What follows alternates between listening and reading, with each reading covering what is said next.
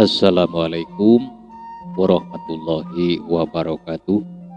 Sampurasun wargi-wargi baraya pecinta dongeng Sunda anu di mana beayana. Alhamdulillah urang dipanjang yuswa biasa petepang dangu deui sareng tim kuring kapile dina acara carita Sunda tanapi dongeng Sunda.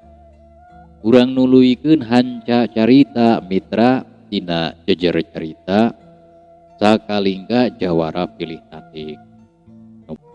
Katurkeun rebu-rebu nuhun laksa ketika bingahan ka pengersana Pangkarang Kang Asep Gunnya anu tos ngintunkeun naskahna kitu hilap ngaturkeun rebu-rebu nuhun ka kaum dangu nu di mana beayana pamudah-mudahan nuju sararehatnya yang dilancarkeun dina ngajalankeun ibadah saum. Amin ya Allah ya robbal alamin.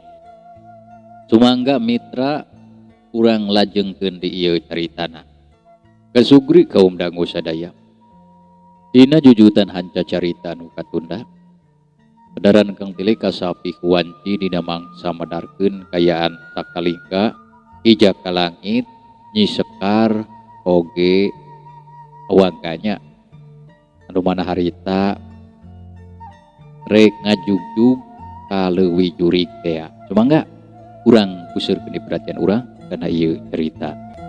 Leuwih hade urang ngajugjug ka leuwih jurig we jang. Urang nyokot pusaka kita buah sia tewa. Kariwang bisi kasusud kuno jarahat. Keco nya teu nanaon kumaha abah we uing mah. Jadi moal wakang ngajora ke tempat Ki Brajasena meureun. Bisa ditunda heula soal eta mah jang. Keun da loba keneh waktu. Yeuk jaka langit bari neuteub kana beungeut sakalingga. Di mana pananya leuwih jurig teh bah? Jauh kene atuh nepi teu teh dieu.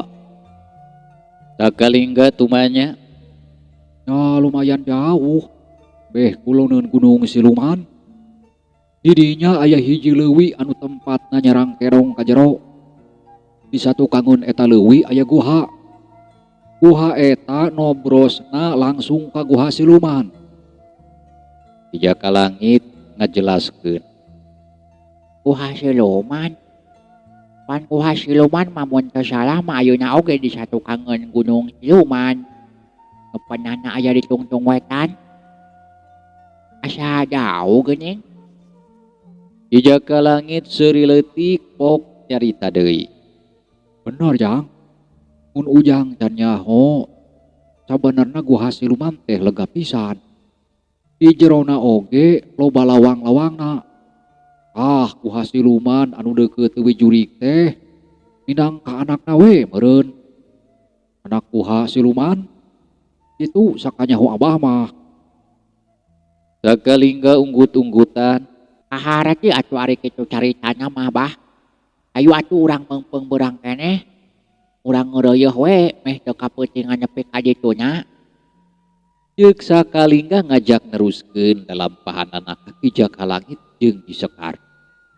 Katut awangga geus kitu mah pring weh opatanana laleumpang rek ngajugjug ka leuwih jurig pikeun nyokot kitab wasiat dewa anu disimpen ku Ki Jaka Langit di satu kangen eta leuwih.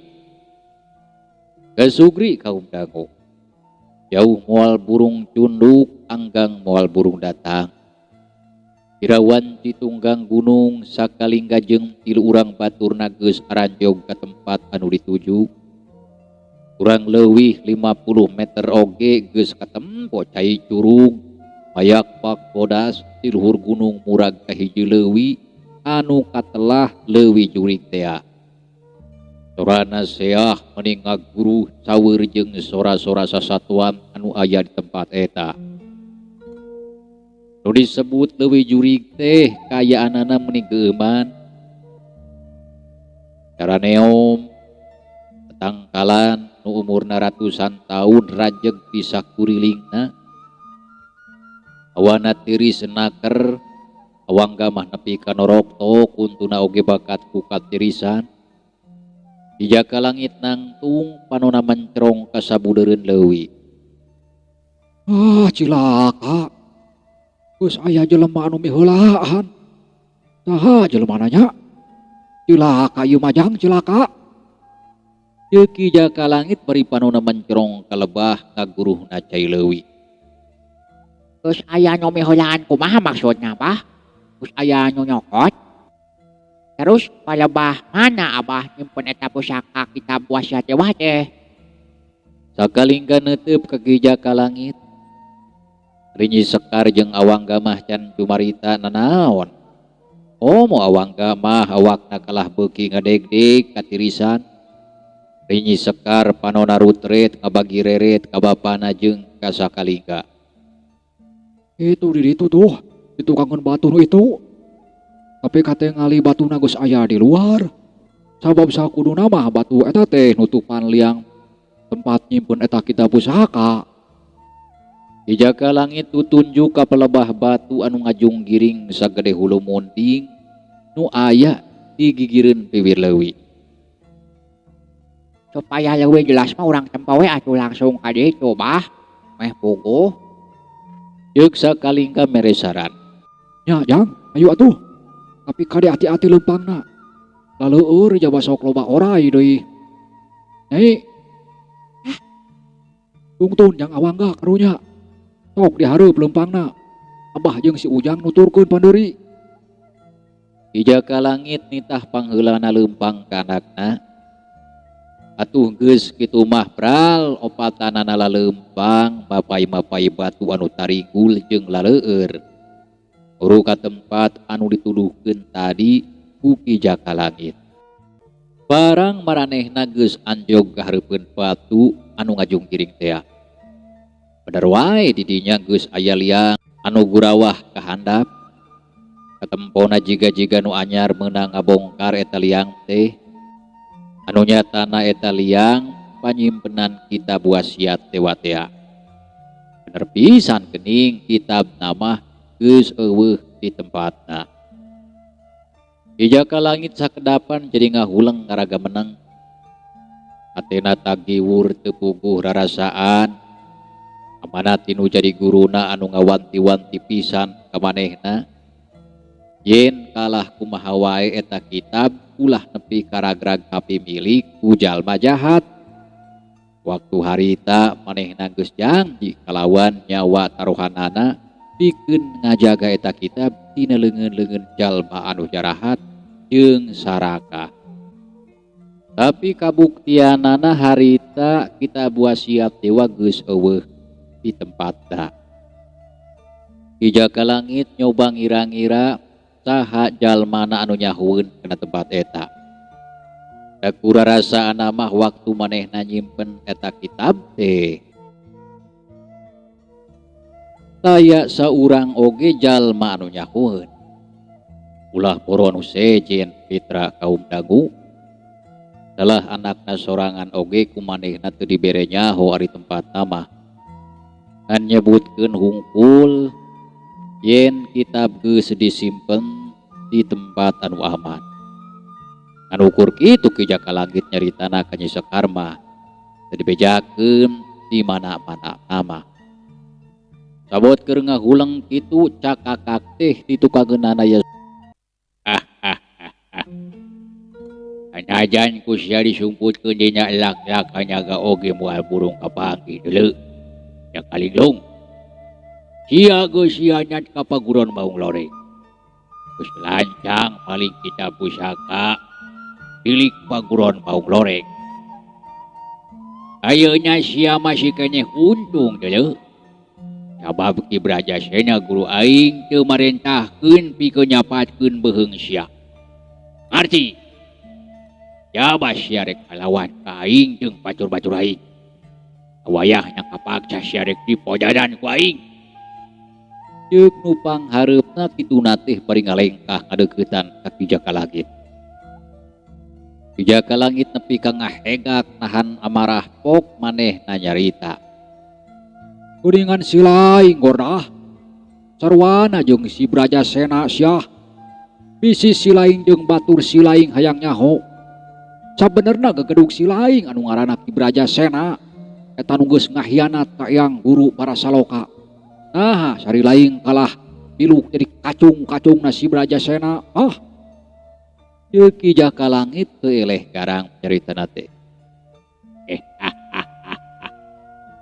Aki-aki nu disebutkeun tadi ku sia ayeuna geus jadi parab cacing di jero taneuh. Keur mempertanggungjawabkeun perbuatan. Bisa wae puter balikeun kanyataan. Puguh anu jelas-jelas pangwaris tunggal paguron maung loreng mah Ki Brajasena. Ya Ki Brajasena oge nu boga hak pikeun mibanda kana eta kitab. Arti Bener-bener jadi tibalik. Saha nu muter balikeun teh sabenerna puguh si Brajasena. Ceuk Ki Jaka Langit manehna geus teu hayang lila-lila. Ladenan omongan eta jalma anu ngaran Ki Gordah nu otakna geus peunang kapangaruhan ku Ki Brajasena. Ki Gordah jeung baturna langsung angsreg ka hareupeun Ki Jaka Langit. Dina masing-masing leungeunna geus nyekel pakarangna sewang-sewang. Urang jare sia. Ari kieu mah hayang dipodadan sia teh. Batur-batur, ayo urang recah ku sararia ieu bajingan teh. Ceuk Ki Gordah bari muterkeun pedogna. Tapi barang Ki Jaka Langit rek maju sakalingga miheulaan ngagajeleng ka hareupeun Ki Gordah jeung 5 urang baturna. Dasar kolot-kolot pautano. Geus karolot kitu teh lain tarobat. Sok jeung aing lawanna hayang nyaho. Ceuk sakalingga nyaritana jadi garihal.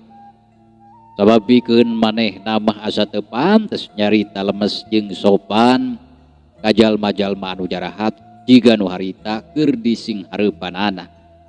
Najan kasebutna umurna geus karolot oge. Puguh we. Ki Gordah teh lain deui nafsuna. Asa dicacampah ku budak bau jaringao anu ceuk pamikirna bisa naon. Mangkeluk setan dipodaran sia ku aing. Iya. Ki Gordah anu geus teu kabendung amarahna langsung metakeun pedogna rek dipake nigas peuheung sakalingga. Opat urang baturna oge teu caricing. Batanana pating pelesatnya betkeun bedogna kana sakujur anggota badan sakalingga. Karupakeun hiji kayaan anu teu pantes katempona. Saurang budak polo nepi ka dirempug ku 5 urang jawara anu geus kahot jiga kitu. Tapi pikeun maranehna mah geus teu hayang mikir kalebah dinya, anu jelas mah hayang nyakalikeun we kanu geus wani ngahina jeung nyeceleh ka maranehna. Sakalingga kuri seuri manehna teu ngejat saeutik oge tina tempatna. Sajengkal deui bedog-bedog lawan rek nepi kana sasaran.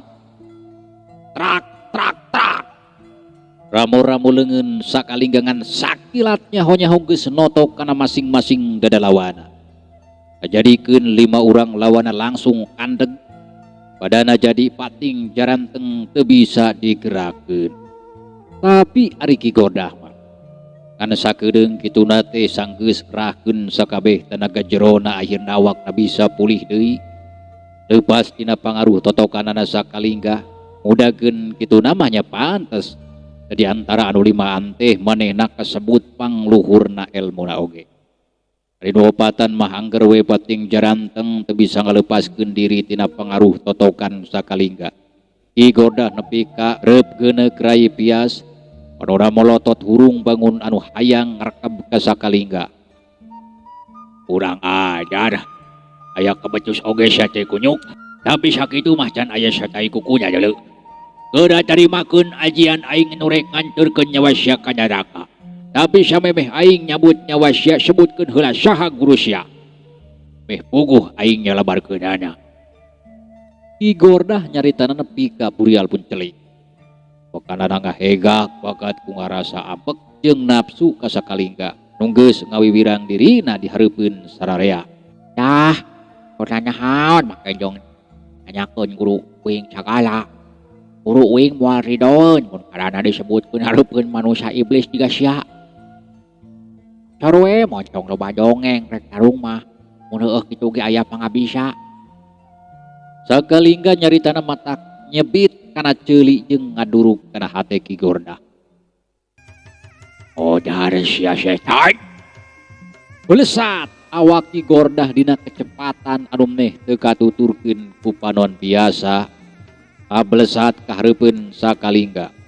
Bereupna nyeleberek dipake ngarempagkeun dada lawan. Sakalingga langsung ngajaulkeun awakna ka luhur. Tapi Ki Gordah jiga nu geus surti kalawan teu narik deui leungeunna. Bereupna jadi ngablesur ka luhur rek nyodok bulu angen Sakalingga. Harita dina kayaan keur ngangkang luhureunana. Sakalingga rada reuwas oge mireungeuh kitu mah. Manehna teu nyangka lamun lawanna ngarobah gerakanana kalawan teu narik leungeunna heula ka tukang. Daek teu daek Sakalingga mapag peureub lawanna ku peureupna ka handap. Tuk dis jebrot. Dalik deug awak Ki Gordah ngajarig jeug sababaraha lengkah ka tukang. Beungeutna muringi seunahan kanyeri dina leungeunna. Sabab karasana asa diadu jeung batu karang. Sedengkeun Sakalingga harita geus ajeg deui dina tempatna tadi. Untung sakitu oge Ki Gordah masih bisa kene nahan kasaimbangan padana. Tenepi ka rubuh ka tukang, ok Sakalingga nyarita di barung ku ngaledek mapanas lawana. Nyahangan sakit tong genyeng pangabecus teh aki-aki hakanan jurig sia. Sok ketrukeun deui anu lainna. Yeuk Sakalingga matak panas kadengena kana ceuli Ki Gordah. Edan. Dadah yuh ajian aing. Ya. Belesat deui awak Ki Gordah ngablesat ka hareupeun Sakalingga. Waleungeunna didorongkeun rek nembrag kana dada lawan. Lawan ngaluarkeun tanaga jero sapinuhna. Sakalingga teu ngejat manehna mapag dua leungeun Ki Gordah kudua leungeunna dina wangunan gerak jeung jurus anu sarua. Praktis. Dua dampaleungeun masing-masing diadu. Wanana jadi silih dorong adu tanaga jero anu geus pada disalurkeun kana sapasang leungeunna sewang-sewang. Rasaku Sakalingga tanaga jero anu jadi lawanna memang teu bisa dianggap handap. Sababaraha lengkah ka tukang badana mundur kaseret ku tanaga jero lawan. Sakalingga ngenjotkeun badana kaluhur bari ngaleupaskeun dua dampaleungeunna tina dua dampaleungeun lawan. Tapi Sakalingga jadi ngarajuk. Sebab dua dampaleungeunna jiga anu rapat teu bisa dilesotkeun. Sok kayuankeun sakabeh ilmu sia cikujuk. Moal bisa leupas najan kumaha oge. Kokoh sia tina cangkraman kokoh daing mah. Jagedeung deui ilmu jeung sakabeh ajian sia bakal kasedot ku aing. Yeuk Ki Gordah bangun anu sukanaker. Sakalingga rada ngaranjug oge ngadenge Ki Gordah nyarita kitu mah. Da bener karasa kumanehna ge dina sapasang dampaleungeunna karasa aya hawa panas anu datang tina jero dua dampaleungeun lawana. Tapi Sakalingga teu katutuluyan ngarasa ruasna. Rita keneh panonna dipeureumkeun bari ngagunakeun sakabeh ilmu panemuna disalurkeun kana dampaleungeunna.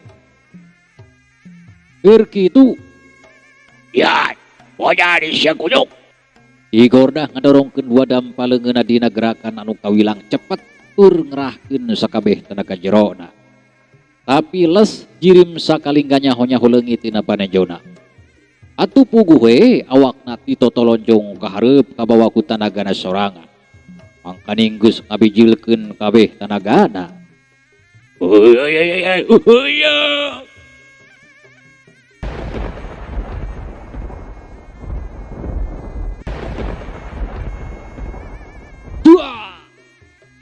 Tepis deui dua dampaleungeunna langsung nembrag kana batu sagede beuteung mundi nu aya hareupeunana. Harita eta batu teh ancur paburisat jadi lebu. Hararohakana tanaga jero Ki Gordah teh mun seukkeuna teh amah kana dada Sakalingga. Geus pasti dadana bakal paburisat jiga eta batu. Mireungeuh kajadian jiga kitu.